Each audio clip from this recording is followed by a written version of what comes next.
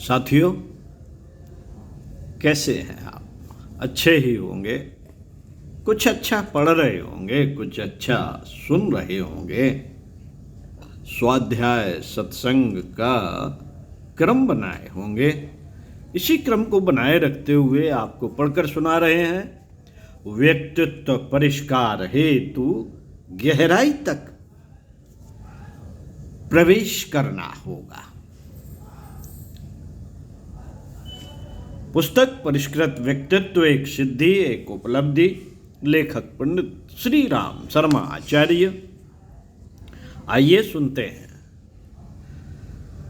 मित्रों, आहार विहार की उपयुक्तता का स्वास्थ्य पर प्रभाव पड़ने की बात गलत नहीं है, पर विज्ञान के बढ़ते हुए कदम अब यह सिद्ध कर रहे हैं कि न केवल स्वास्थ्य संगठनों का वरन पीढ़ियों की आकृति प्रकृति का संबंध भी अधिक गहराई तक इस तथ्य से जुड़ा हुआ है। यह गहराई है जीव कोशिकाओं की, जो परंपरागत जीन्स तथा विज्ञात आधार पर खड़े हुए हार्मोन स्त्रावों की, जो शरीर की आकृति प्रकृति से बहुत कुछ संबंध रखते हैं। मित्रों, वंशानुक्रम विशेषताओं को चार्ल्स डार्विन के विकासवाद के सिद्धांतों के अनुसार प्रजनन के लिए एक कच्ची सामग्री भर समझा जाता रहा है। ज्यों ज्यों विज्ञान ने प्रगति की, वैसी ही संतति विकास में वंशानुक्रम की मान्यताएं भी परिवर्तित होती रही हैं। डार्विन के पश्चात ग्रेगर मेंडल ने वंशानुक्रम क्रम को भली भांति समझा और उन नवीनतम सिद्धांतों को प्रतिपादित किया जिन्हें वंशानुक्रम की कुंजी के नाम से जाना जाने लगा।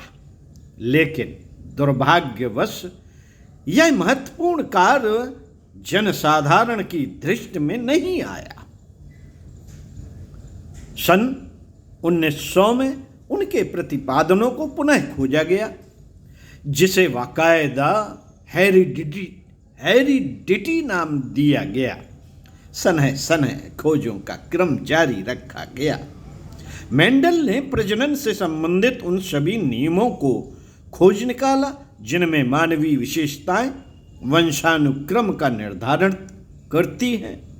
लेकिन तत्कालिक विज्ञ समुदाय ने पर्याप्त प्रमाणों के अभाव में इनके विज्ञान सम्मत होने की पुष्टि नहीं की।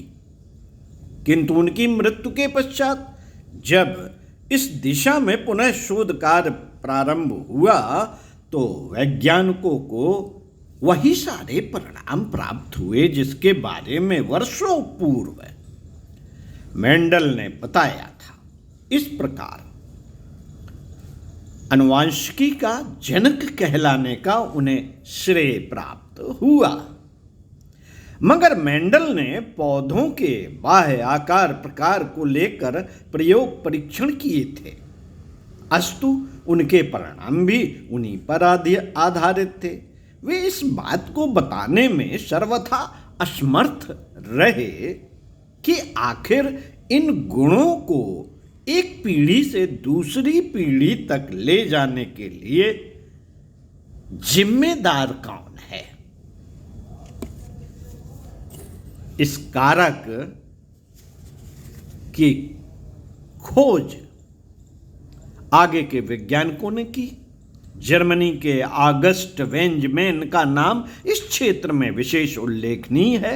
उन्हीं ने प्रथम बार यह बताया कि कोशिकाओं के नाभिक में पाया जाने वाला न्यूक्लियर थ्रेड अथवा गुणसूत्र ही वह मूलभूत कारक है जो माता पिता के गुणों को पुत्र तक ले जाने की भूमिका संपन्न करता है। इतना ही नहीं, उन्होंने यह भी बताया कि संतति की कोई अपनी निजी विशेषता नहीं होती, वरन उसमें माँ बाप दोनों के गुणों का सम्मिश्रण होता है। इस प्रकार यदि चाल ढाल बात व्यवहार पिता से मिलते हैं तो संभव है नाक नक्श रूप रंग मां के समान हो। गुण सूत्रों के बारे में इतनी जानकारी मिलने के बाद वैज्ञानिक इसके और गहन अध्ययन में जुट पड़े, जिसके उपरांत यह जानना संभव हो सका कि पुरुषों और महिलाओं में यह दो भिन्न प्रकार के होते हैं। पुरुषों में एक्स वाई तथा महिलाओं में एक्स एक्स प्रकार के पाए जाते हैं। पौधों से कई ऐसे नए तत्व भी हाथ लगे जिनकी पूर्व के वर्षों में जानकारी नहीं थी। यथा किसी विशेष नस्ल के लोगों की आयु अन्यों की अपेक्षा अधिक होती है और क्यों कोई अल्पायु होता है, क्यों होता है अल्पायु? वर्णांधता और अधिरक्त स्त्राव की व्याधियों से पुरुष वर्ग ही अधिक पीड़ित होते क्यों देखे जाते हैं, आदि आदि। अनुसंधान के दौरान इन सभी के मूल में गुणसूत्रों संबंधी संरचना ही मुख्य कारण ज्ञात हुआ। अध्ययनों से यह भी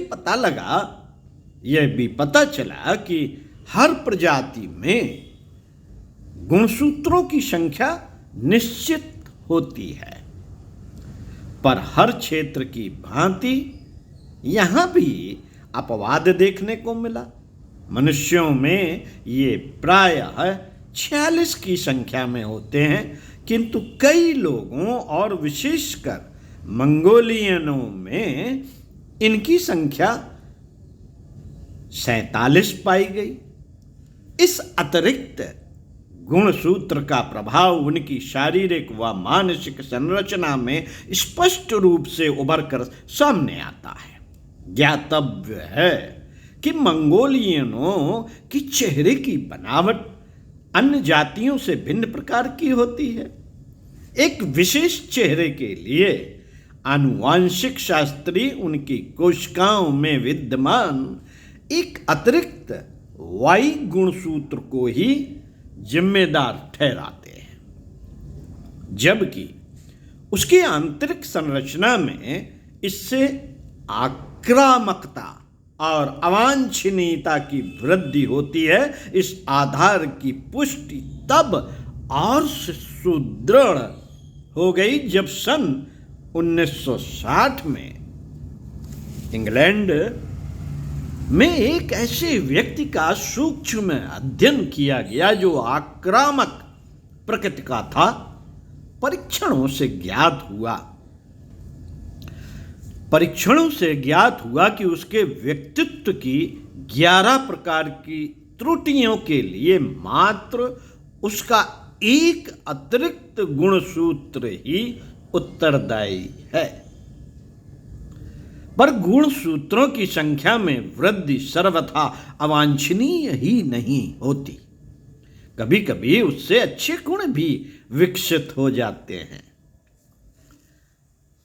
कॉलविशन औषधि को क्रॉकस नामक पौधे से निकालते समय गुणसूत्रों की संख्या में मूल पौधे से कई गुनी अधिक वृद्धि हो जाती है, किंतु इस प्रक्रिया से इस पौधे में कोई अन्यथा परिवर्तन नहीं होता, वरन उसकी नस्ल में और अधिक सुधार हो जाता है। परीक्षणों के दौरान इससे पौधे की प्रजनन क्षमता व उत्पादकता और अधिक समर्थ होते देखी गई। कारण कि इसमें एक से दूसरे पौधे में गुणसूत्रों के हस्तांतरण की प्रक्रिया में उपयोगी जीन पहुंचाए जाते हैं जो नस्ल उन्नत बनाने में महत्वपूर्ण सिद्ध होते हैं।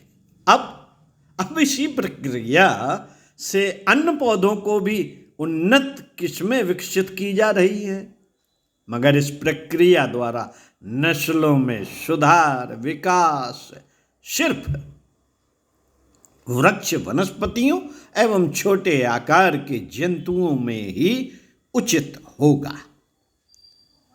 मनुष्यों के साथ इस प्रकार के प्रयोग परीक्षण में खतरा सदा इस बात का बना रहेगा कि इस प्रक्रिया के दौरान कहीं कोई हिटलर, मुसोलिनी, रूडोल्फ हेस अथवा क्लाउस बार्बी लियोन का कसाई इस तरह का व्यक्तित्व ना पैदा हो जाए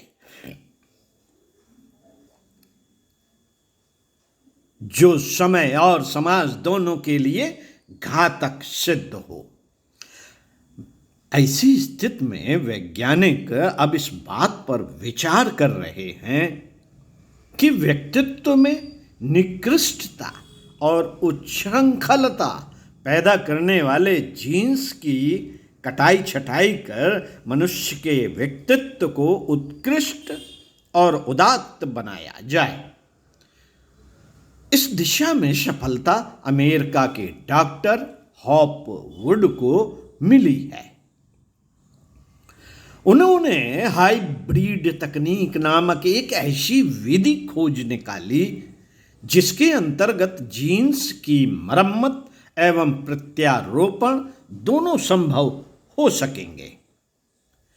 इस प्रणाली के द्वारा उत्पन्न 3 प्रकार की जीनों, नंबर 1 एक्टिनोरहिडीन, नंबर 2 मैडरमाइसिन, नंबर 3 ग्रेंटिसिन द्वारा शरीर में उन रसायनों व एंजाइमों की कमी पूरी की जा सकेगी जिसके कारण शरीर स्वस्थ, लड़खड़ाने व रुग्ण बनने लगता है।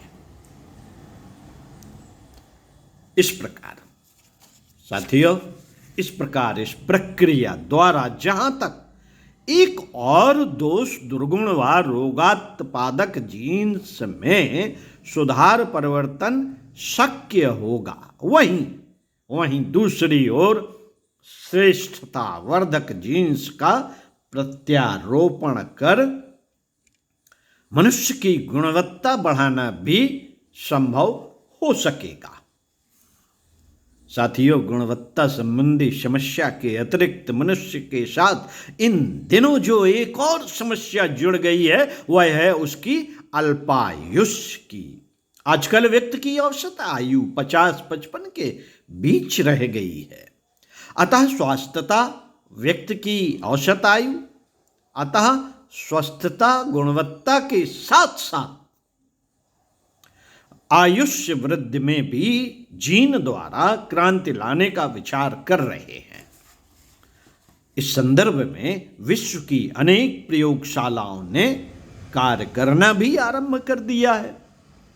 न्यूयॉर्क के नेशनल इंस्टीट्यूट ऑफ एजिंग के प्रख्यात जैव रसायनज्ञ रिचर्ड कटलर व मूर्धन्य अनुवांशिक शास्त्री मंक्रेश एक ऐसे रसायन की खोज में जुटे हैं जो आयु के जिम्मेदार जीन को उद्दीप्त कर सके।